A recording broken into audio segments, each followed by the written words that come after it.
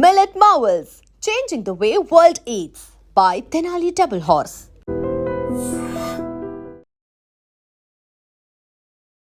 కన్నబిడ్డల్ని బాధ్యతగా కంటికి రెప్పలా చూసుకోవాల్సిన బాధ్యత తల్లి తండ్రిది. అలాంటిది ఆడపిల్లలు ఉంటే గనక ఇంకాస్త బాధ్యతగా చూసుకోవాల్సినటువంటి పరిస్థితి ఉంటుంది. అలాంటిది విశాఖలోని ఓ రాక్షసుడు ఇద్దరు కూతుర్ల పాలిట కాలయముడయ్యాడు అని చెప్పాలి. ఎందుకంటే ఈ మాట అంటున్నాను, తర్వాత డీటెయిల్స్లోకి వెళ్తే మీకే అర్థమవుతోంది. ఇంతకు మించిన పదాలు మీరు కూడా వాడతారేమో. ఈ వ్యక్తికి ఇప్పుడు 20 ఏళ్ల కఠిన కారాగార శిక్ష విధించింది న్యాయస్థానం. అవును, ఈ శిక్ష కూడా చాలా తక్కువేమో. ఎందుకంటే 12 ఏళ్ల కూతురు పైన 8 ఏళ్ల కూతురు పైన ఈ తండ్రి అని మాట అనిపించుకోవడానికి పిలిపించుకోవడానికి ఏమాత్రం అర్హుడు కానటువంటి ఏకైక వ్యక్తి అని ఉంటే గనక ఇతడు అని కూడా చెప్పొచ్చు. ఎందుకంటే వీళ్ళు ఒడిస్సాకి చెందిన చిత్తరంజన్ పాత్ర బతుకు తెరువు కోసం, ఉపాధి కోసం అని చెప్పేసి విశాఖపట్నం వచ్చేసారు. వీళ్ళు విశాఖలోని ఆరిలోవులో ఉంటున్నారు. సో భార్యతో పాటు 2 పిల్లలు, ఆడపిల్లలు, అలాగే బాబు కూడా ఉన్నాడు. అయితే ఈమె కార్పొరేట్ హాస్పిటల్లో పనిచేస్తుంటుంది కాబట్టి ఎక్కువగా నైట్ డ్యూటీస్కి వెళ్తూ ఉంటుంది. ఆ సమయంలో తల్లి లేనటువంటి సమయంలో పిల్లలు ముగ్గురిని, అటు బాబు ఇటు 2 ఆడపిల్లల్ని చాలా జాగ్రత్తగా కంటికి రెప్పలా చూసుకోవాల్సినటువంటి ఈ వ్యక్తి తండ్రి అనే స్థానాన్ని కూడా మరిచి కాలయముడుగా రాక్షసత్వంతో ప్రవర్తించినటువంటి పరిస్థితి. అయితే ఈ పాప స్కూల్లో ఉన్నట్టుండి చాలా డల్గా ఉంటుంది. అయితే టీచర్ ఏమైంది తల్లి అంటూ ఆ పెద్దమ్మాయిని అక్కడ క్లాస్లో అడగటం మొదలుపెట్టారు. ఎందుకు ఈ మధ్య చాలా డల్గా ఉంటున్నావు, ఏమైంది, చాలా యాక్టివ్గా ఉండేదానివి అంటే ఒక్కసారిగా ఆ టీచర్ని కౌగిలించుకుని ఆమె బోరున విలిపించినటువంటి పరిస్థితి. 12 ఏళ్ల అమ్మాయి ఎంత బాధ దిగమింగుకుందంటే ఆ 12 ఏళ్ల అమ్మాయితో పాటు 8 ఏళ్ల కూతురుపై కూడా అత్యాచారానికి పాల్పడుతూ వస్తున్నటువంటి ఈ తండ్రి ఒక్కసారి కాదంట, చాలా గత కొద్ది రోజులుగా వాళ్ళిద్దరి పైన అలా బలవంతంగా చేస్తూనే చాలా చేయించుకోలేనటువంటివి కూడా చేయించాడు. మేము ఎవరికైనా చెప్తే చంపేస్తామని బెదిరిస్తున్నాడు. మా అమ్మకి చెప్పుకుందామంటే తను నైట్ డ్యూటీకి వెళ్ళిపోతుంది. నైట్ డ్యూటీకి వెళ్ళినప్పుడు మమ్మల్ని ఇద్దరిని జాగ్రత్తగా చూసుకోవాల్సిన మా నాన్నే మాపై పైశాచికంగా ప్రవర్తించాడు అంటూ ఆ టీచర్ని కౌగిలించుకుంటూనే ఆ అమ్మాయి బోరున విలిపిస్తూ మొత్తం జరిగిందంతా చెప్పుకొస్తే ఇంకా మండిపోయింది ఆ టీచర్కి. ఏంటి అసలు ఇలాంటి వాళ్ళు ఉన్నారా, ఇమీడియట్గా వీడికి ఖచ్చితంగా కఠినమైన శిక్ష పడాలి అని చెప్పి ఆ పాపని తీసుకొని వెళ్ళి ఆరిలోవులో ఉన్నటువంటి స్టేషన్కి వెళ్ళి అక్కడ SHOకి పూర్తిగా మొత్తం ఏం జరిగిందో, ఆ పాప పెయిన్ ఏదైతే ఉందో, ఆ పాప ఎంత పరిస్థితిని భరించిందో ఆ పాపతో పాటు వాళ్ళ చెల్లి కూడా.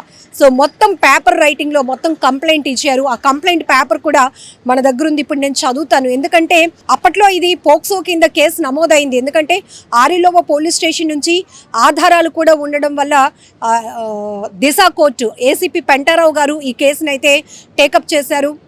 అక్కడి నుంచి అన్ని ఆధారాలు సబ్మిట్ చేయడం వల్ల పోక్సో యాక్ట్ కూడా ఫైల్ అయింది. సో అతన్ని అదుపులోనికి తీసుకున్నారు. అయితే ఇప్పుడు ఈ కేసుకు సంబంధించినటువంటి హీరింగ్లో న్యాయస్థానం 20 ఏళ్ల కఠిన కారాగార శిక్ష విధించింది. అలాగే ఆ 2 పిల్లలు చదువుకోవటానికి వాళ్ళ మనుగడ నిమిత్తం కూడా 3 లక్షల రూపాయలు ఇవ్వాలని కూడా తీర్పు వెల్లడించడం జరిగింది. ఒక్కసారి అంటే చాలా కన్నీళ్ళు పెట్టేస్తుంది ఇప్పటికీ నేను ఆ రైటింగ్ అర్థం చేసుకోవడానికి. ఎందుకంటే అప్పుడు ఆ పాప 13 ఇయర్స్ అంట, 7th క్లాస్ చదువుతోంది. తెలుగు కూడా అంత స్పష్టంగా లేదు. కానీ ఆ లెటర్స్ తప్పులు లేకుండా మీకు నేను చెప్పాలి కాబట్టి 2 సార్లు నేను దాన్ని చూసి చదివాను. నాకు కళ్ళల్లో నీళ్లు తిరిగాయి. ఎందుకంటే ఆ తల్లికి పాపం పిల్లలు చెప్పినాక ఆమె అతన్ని ప్రశ్నిస్తూ వస్తుంటే ఇంట్లో ఉన్నటువంటి చీపురు గట్టతో అసలు మనిషిని కూడా కాదు, కుక్కను కొట్టినట్టుగా అంత దారుణంగా మా అమ్మను కొట్టేసేవాడు, మమ్మల్ని కూడా కొట్టేవాడు, చంపేస్తాను మీ అందరినీ అని చెప్పేసి బెదిరిస్తూ వచ్చేవాడు. మేమేం చెప్పుకోలేకపోయాం. కానీ నా బాధ, నా కన్నీళ్లను నా టీచర్ గమనించింది. నా టీచర్ సహాయంతో మీకు కంప్లైంట్ ఇవ్వడానికి వచ్చాను అంటూ ఆ పాప రాసినటువంటి ఆ అక్షరాలు చూస్తేనే నాకు ఏదో అయిపోతుంది. ఎందుకంటే ఆ వయసులో చక్కగా చదువుకోవాల్సినటువంటి పిల్లలు తల్లిదండ్రులు చాలా జాగ్రత్తగా చూసుకుంటే ఇంకా మంచి ఫ్యూచర్ ఉంటుంది, వాళ్ళు చక్కగా రాణించగలుగుతారు. అలాంటిది ఒక తండ్రి పైన, ఒక తండ్రి దాష్టికత్వాన్ని గురించి వివరిస్తూ, తండ్రి పైశాచికత్వాన్ని గురించి వివరిస్తూ ఆ చిన్న పాప రాసినటువంటి కంప్లైంట్ కాపీ నా దగ్గర ఉంది. ఒక్కసారి చదువుతాను. మీరు కూడా కన్నీళ్ళు వస్తున్నాయి. ఇలాంటి రాక్షసులు ఉన్నారా? ఇక దేవుడు భగవంతుడు అన్ని చోట్ల ఉండలేకే పిల్లలకి ఏమీ తెలియదు కాబట్టి తల్లి తండ్రిని ఇస్తాడు, వాళ్ళిద్దరూ బాధ్యతగా చూసుకుంటారు. వాళ్ళకి ఓన్గా ఒక నాలెడ్జ్ వచ్చే వరకు వాళ్ళు చదివించే బాధ్యత కానీ వాళ్ళ కాళ్ళ మీద వాళ్ళు నిలబడేటటువంటి ఆ ఫ్యూచర్ సెటిల్ చేసే బాధ్యత కూడా తల్లిదండ్రులకు ఉంటుందని మనం జనరల్గా విన్నాం. కానీ కొన్ని చోట్ల తల్లి తండ్రి పిల్లల పట్ల వ్యవహరిస్తున్న తీరు చూస్తుంటే భయం వేస్తోంది. అసలు ఇలాంటి వాళ్ళు కడుపున దేవుడు పిల్లలు పుట్టించకుండా ఉంటే బాగుంటుందేమో అనిపిస్తూ ఉంటుంది. ఒకసారి కంప్లైంట్ పేపర్ చూద్దాం. ఇది పోక్సో యాక్ట్ కింద ఫైల్ అయినటువంటి కేసు. ఇద్దరు పిల్లలు చిన్నవాళ్ళు, మైనర్లు కాబట్టి కొన్ని డీటెయిల్స్ అయితే మనం చెప్పకూడదు. కానీ ఆ పిల్లల పెయిన్, ఆ పిల్లలు భరించినటువంటి ఆ బాధ ఒక్కసారి మనం తెలుసుకోవాల్సింది. ఎందుకంటే ఇలాంటివి ఎక్కడైనా మన ఇంటి చుట్టుపక్కల కూడా జరుగుతుంటాయి కానీ మనం ఎవరం గమనించం. నిజానికి కొన్ని నేరాల్లో తల్లి తండ్రి పిల్లల పట్ల రాక్షసత్వంగా ప్రవర్తిస్తున్నా కూడా అనుమానించడానికి కూడా మనకు ఆ ఆలోచనే రాదు. ఎందుకంటే అయ్యో ఏ పిల్లలైనా అమ్మా నాన్న అలా చంపుకుంటారా, లేకపోతే అమ్మా నాన్న ఇలా చేస్తూ ఉంటారా అని జనరల్గా మనం మాట్లాడుకుంటూ ఉంటాం. కానీ ఇక్కడ ఒక తండ్రి ఇద్దరు పిల్లల పట్ల ఎలా వ్యవహరించాడో, ఎలా ప్రవర్తించాడో ఒకసారి చూద్దాం. ఈ పాప రాసుకొస్తోంది మహారాజశ్రీ గౌరవనీయులైన ఆరిలోవా SHO గారికి. ఆ అమ్మాయి పేరు రాసింది కానీ చెప్పను నేను, ఎందుకంటే ఇది పోక్సో యాక్ట్ కాబట్టి. డాటర్ ఆఫ్ చిత్రంజన్ పాత్ర, తనకి 13 years అని కూడా రాసుకొచ్చింది. అయ్యా నేను అంటే ఊరి పేరు కూడా చెప్పొచ్చో లేదో తెలీదు, తోటగరువు హై స్కూల్లో చదువుతున్నాను. ఏ క్లాస్ ఏంటి అని కూడా నేను చెప్పను.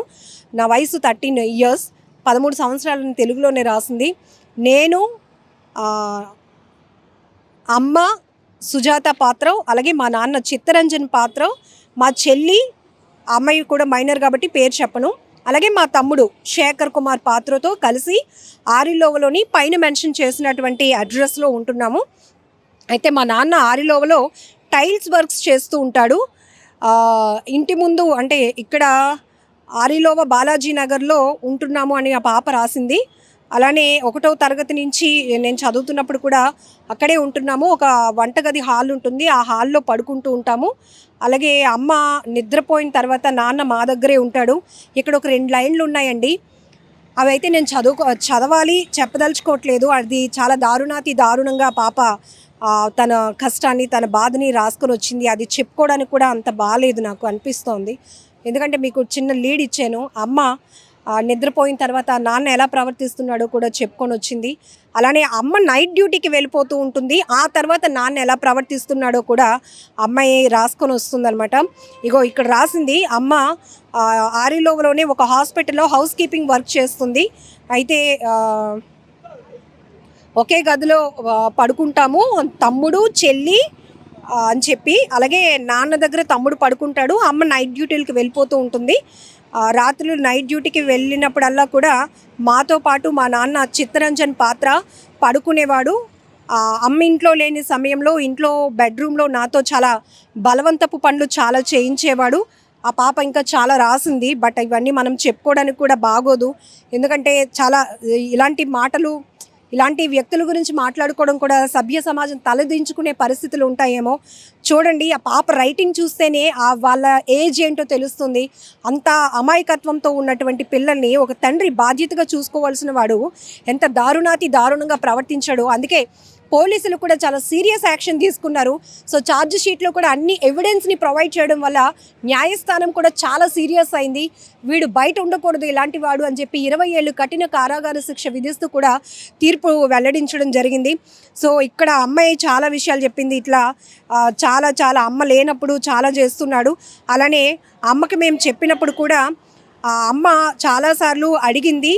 అయితే అమ్మని కూడా చీపురు కట్ట పట్టుకొని చాలా గట్టిగా కొట్టేసేవాడు, చావు దెబ్బలు కొట్టేవాడు. అమ్మ చచ్చిపోతుందేమో అనే భయం కూడా మాకు వచ్చింది.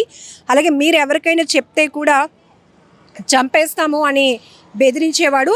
మా టీచరు అడగడం వల్ల నేను ఇది చెప్తున్నాను. శారీరకంగా మమ్మల్ని చాలా ఇబ్బంది పెట్టాడు. నాన్న పెయిన్ వస్తుందన్న కూడా వదిలేవాడు కాదు.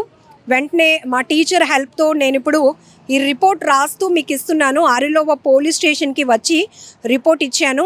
నన్ను మా చెల్లిని అనేక సార్లు మా నాన్న ఇలా చేశాడు అంటూ చేస్తూ మా నాన్న చిత్తరంజన్పై తగిన చర్యలు తీసుకోవాలని కోరుతున్నాను అంటూ లాస్ట్ లైన్తో ఆ పాప ముగించడం జరిగింది. అయితే ఈ వ్యక్తి పైన ఈ చిన్నారి ఇచ్చినటువంటి కంప్లైంట్ మీద ఇక్కడ మనం జూమ్ చేస్తే ఇన్ని సెక్షన్స్ ఫైల్ చేశారు పోలీసులు. అంటే ఎంత దారుణమైన వ్యక్తో మీకు అర్థమవుతోంది. నేను చాలా మాటల రూపంలో చెప్పలేక నేను మౌనంగా ఉండిపోతున్నాను. కొన్ని లైన్స్ చదువుతూ నాకు వణుకు పుడుతుంది. ఎందుకంటే ఆడపిల్లగా పుట్టడం అనేది సొసైటీ ఒకప్పుడు ఆడపిల్ల పుట్టిందా అంటూ చిన్నచూపు చూసేవారు. ఇప్పుడు ఆడపిల్లలపైన కొంతమంది తండ్రులు బాధ్యతగా వ్యవహరించడం మానేసి రాక్షసత్వంగా వాళ్ళ శారీరక కోరికలు తీర్చుకోవడానికి కన్న పిల్లలపై కూడా కన్నేస్తున్నారంటే ఇలాంటి వెధవల్ని, ఇలాంటి రాక్షసులను ఏమనాలో కూడా అర్థం కావటం లేదు. మొత్తానికి నాకు పోక్సో అడ్వకేట్ బత్తిన రాజశేఖర్ గారు అయితే ఇది పంపించడం జరిగింది. ఎందుకంటే మనం ఎప్పటికప్పుడు 5 ఏళ్ల క్రితం 4 ఏళ్ల క్రితం నమోదైనటువంటి కేసులకు సంబంధించి కూడా పోక్సో న్యాయస్థానం ఎలాంటి తీర్పులు ఇస్తుంది అని చెప్పేసి మనం ఎప్పటికప్పుడు అప్డేట్ ఇస్తూ ఉన్నాం. అంటే చాలామందికి ఇలాంటి నేరాలు జరిగినప్పుడు అయ్యో వీళ్ళకి ఎలా న్యాయం జరుగుతుందో అనుకుంటూ ఉంటాం. బట్ పోక్సో న్యాయస్థానం ఎంత లీడ్ తీసుకుంటుంది, పోలీసు వ్యవస్థలు కూడా ఇలాంటి మైనర్ల పట్ల మహిళల పట్ల జరుగుతున్న అఘాయిత్యాల విషయంలో ఎలా కేసు ఫైల్ చేస్తున్నారు గోప్యంగా. ఎందుకంటే ఇవన్నీ కూడా అత్యాచార ఘటనలు మైనర్లకు సంబంధించినవి కాబట్టి చాలా సీక్రెట్గా ఇన్వెస్టిగేషన్ మొదలు పెడుతూ ఛార్జ్ షీట్ చాలా స్ట్రాంగ్గా ఫైల్ చేస్తూ ఉన్నారు. సో ఈ కోణంలోనే ఇప్పుడు పోక్సో అడ్వకేట్ బత్తి రాజశేఖర్ గారు అయితే ఈ డీటెయిల్స్ కూడా మనకి ఇవ్వడం జరిగింది. ఇలా మనం అప్డేట్స్ ఇస్తూ వస్తున్నాం. ఏదేమైనా ఇలాంటి ఘటనలు చాలా దారుణం కదా. ఎంత దారుణం అంటే వినడానికి కూడా అసలు మనసు ఒప్పుకోవటం లేదు. అది చదవటానికి కూడా చాలా 2-3 సార్లు నేను ప్రిపేర్ అయ్యాను. ఎందుకంటే ఆ పాప రైటింగ్ ఒకటి అర్థం చేసుకోవాలి, రెండోది ఒకవేళ ఆ తండ్రి ఎంత బలవంతంగా ఎంత దారుణంగా పెయిన్ వస్తుందని వదలకుండా ఆ పాప రాసినటువంటి ఆ మాటలు నేను మీ ముందు చెప్పడానికి కూడా నాకు అసలు ఒప్పుకోవట్లేదు నా మనసు. అలాంటి పరిస్థితి ఉంది. ఇలాంటి వాళ్ళని ఇంకెంత కఠినంగా శిక్షించాలి. ఇలాంటి దుర్మార్గులు ఇంకా సొసైటీలో ఉన్నారు. మనం జనరల్గానే అనుకుంటాం ఈ రౌడీ షీటర్లు వీళ్ళు వాళ్ళ గురించి ఎక్కువ మాట్లాడుకుంటాం, కానీ కనబడకుండా ఉన్నటువంటి రాక్షసులు చాలామంది ఉన్నారు. సో ఇలాంటి వాళ్ళని ఎలా కఠినంగా శిక్షించాలి, ఎలాంటి శిక్షలు పడితే బాగుంటుంది అనే విషయం పైన మీరేమనుకుంటున్నారో కూడా కామెంట్ బాక్స్లో మెన్షన్ చేయండి. And for more videos, Please subscribe to iDream. Please subscribe to iDream. Please subscribe iDream. And please subscribe to iDream. For more videos, subscribe to iDream. please like, share and subscribe to the channel. Congratulations, iDream. Subscribe to iDream. Subscribe to iDream. So subscribe to iDream Media. iDream ki iDream team అందరికి huge congratulations. Please subscribe iDream Media. Please subscribe to iDream. Subscribe iDream. Please subscribe to iDream.